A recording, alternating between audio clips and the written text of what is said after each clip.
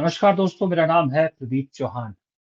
सुबह का वक्त है, ज़्यादा लंबा समय आपका नहीं लूँगा, छोटी-सी बात करूँगा क्योंकि मैं भी कहीं बहुत दूर बैठा हूँ। दोस्तों, 2 दिन पहले मैंने वीडियो बनाया था, आपने बहुत पसंद किया, जिसमें मैंने कहा था कि बीजेपी ने एक गलती कर दी, ममता बनर्जी को छेड़कर और मामला 2021 पर आ गया और मैंने कहा था 2021 में गलती की थी कि जब दीदी वो दीदी एक बयान मोदी जी का आया था, उससे पूरा मामला पलट गया था। मुझे नहीं मालूम कि वो मेरी बात सुनी गई या नहीं सुनी गई, कि लेकिन ठीक उस वीडियो के अगले दिन अमित शाह दीदी ओ दीदी बोल पड़े। लेकिन फ़र्क ये था कि जब प्रधानमंत्री मोदी ने कहा था तो तंज़ के तौर पर कहा था, गृह मंत्री अमित शाह ने जब कहा तो धमकाते हुए कहा। अब ये तो देखिए बड़ी मोटी-सी बात है, इसमें कोई दो राय है ही नहीं। कोई भी जो अंधभक्त नहीं है, जब वो देखता है कि एक महिला के खिलाफ पूरा एक असला उतर रहा है और इस तरह की भाषा का इस्तेमाल किया जा रहा है, बिल्कुल निचले स्तर की भाषा का इस्तेमाल किया जा रहा है, तो भले ही वो ममता को पसंद ना करता हो, लेकिन ऐसी हालत में फिर बंगाल का जो वोटर है, वो ममता के साथ ही खड़ा होगा। कभी-कभी सही में बताओ मुझे ऐसा लगता है कि क्या ये बीजेपी जानबूझ के कर रही है? क्या जानबूझ के ममता को बंगाल से बाहर नहीं निकलने देना चाहती? क्या जानबूझ के ममता को बंगाल में बड़ा बनाना चाहती है? क्योंकि बीजेपी देखिए वो पार्टी है जो कहती कुछ है, करती कुछ है, दिखाती कुछ है। अभी हमें और आपको दिखा रही है कि बंगाल को लेके इतने डेस्परेट है, बंगाल जीतने की बहुत ललच है। लेकिन हो सकता है इसके पीछे भी कुछ और कहानी है, जैसे शाम की वीडियो मैंने बताया कि बंगाल और तमिलनाडु दिखाया जा रहा है, कहानी गुजरात में हो रही है। मुझे कभी-कभी ऐसा लगता है कि ऐसा तो नहीं है कहीं कि बंगाल में जानबूझ के ये सब करके ममता बनर्जी को टिकाए रखना चाहते हैं। वजह है उसकी। ये मेरा आंकलन या मेरी आशंका हो सकती है, मैं ये नहीं कह रहा कि ये कन्फर्म है। पर कभी मुझे लगता है बीजेपी की राजनीति समझने के बाद, देखने के बाद लगता है, डाउट होता है कि अगर ममता बनर्जी मजबूत रहेंगी, बंगाल की सत्ता उनके हाथ में रहेगी और एक भारतीय राजनीति में इम्पोर्टेंट फैक्टर रहेगी, तो और डाउट भी नहीं है कि अगर देखा जाए तो कांग्रेस के बाद, राहुल गांधी के बाद ममता बनर्जी सबसे बड़ी नेता है। तो उसमें क्या होगा कि उसमें इंडिया गठबंधन में ममता बनर्जी जैसे ही चुनाव निपटेंगे, जब इंडिया गठबंधन की बात आएगी, फिर अपने पुराने सुर पकड़ेंगी। यानी आप बाहर तो बीजेपी कांग्रेस से लड़ रही है, लेकिन विद इन इंडिया गठबंधन कांग्रेस की मुखालफत करने के लिए ममता बनर्जी से बेहतरीन कोई है नहीं। नीतीश कुमार तो रहे नहीं है उनके साथ। अखिलेश यादव जानते हैं कि उनका यूपी से बाहर कुछ है नहीं, लेकिन ममता बनर्जी का थोड़ा-थोड़ा सब कुछ जगह है। थोड़ा बहुत पंजाब में भी है, गोवा में भी है, त्रिपुरा में भी है, बंगाल में तो है ही है, टीएमसी सब जगह है और ऊपर से महिला हैं।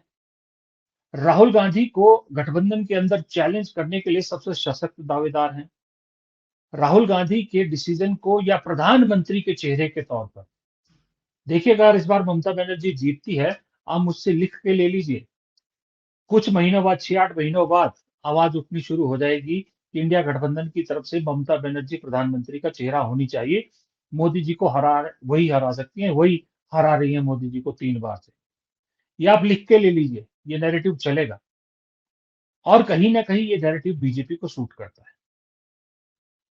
क्योंकि ममता बनर्जी अल्टीमेटली है तो रीजनल पार्टी की नेता है। कांग्रेस राष्ट्रीय पार्टी और राहुल गांधी इस वक़्त बहुत पॉपुलर हैं। राहुल गांधी की पॉपुलैरिटी बढ़ती जा रही है, मोदी जी की घटती जा रही है, कोई डाउट ही नहीं। तो खतरा राहुल गांधी से है। अगर आपको चौथी बार बनना है, उसके बाद सत्ता सौंपनी है अमित शाह को, तो सबसे बड़ा रोड़ा कौन है? सबसे बड़ा रोड़ा बीजेपी संघ नहीं है, सबसे बड़ा रोड़ा राहुल गांधी है, सबसे बड़ा रोड़ा कांग्रेस है। हम तो कोशिश करेंगे ही हराने की, ये बीजेपी की सोच होगी, लेकिन क्यों ना उनके खेमे में भी एक ऐसा हर वक़्त, मैं ये नहीं कह रहा कि ममता बनर्जी बीजेपी से मिली हुई नहीं, मैं ये कतई नहीं कह रहा। मैं ये कतई नहीं कह रहा। लेकिन मैं कह रहा हूँ कि बीजेपी की स्ट्रैटेजी हो सकती है कि कुछ ऐसा किया जाए पहले उन्होंने कोशिश की कि बंगाल जीत सकते हैं कि नहीं जीत सकते। कोशिश की, काफ़ी कोशिश की, मोदी जी गए, सब गए। लेकिन जैसे-जैसे वक़्त बदलता गया, जब फर्स्ट फेज़ की पोलिंग नज़दीक आ रही थी, तब तक बीजेपी को शायद समझ में आ गया था बात कि गेम नहीं बन रही है पश्चिम बंगाल में। इसलिए जब बीजेपी ने ये सोचा है शायद कि जब हमारी गेम नहीं बन रही, तो क्यों ना किसी और की गेम बना के किसी तीसरे की गेम बिगाड़ी जाए। वरना आप सोचिए, क्या बीजेपी को नहीं मालूम है कि संसद के अंदर सबसे ज़्यादा महिला रिप्रेजेंटेशन तृणमूल कांग्रेस की अगर परसेंटेज वाइज़ देखेंगे। क्या बीजेपी को नहीं मालूम पश्चिम बंगाल में सबसे ज़्यादा महिला उम्मीदवार तृणमूल कांग्रेस ने उतारे हैं 33% से कहीं ज़्यादा।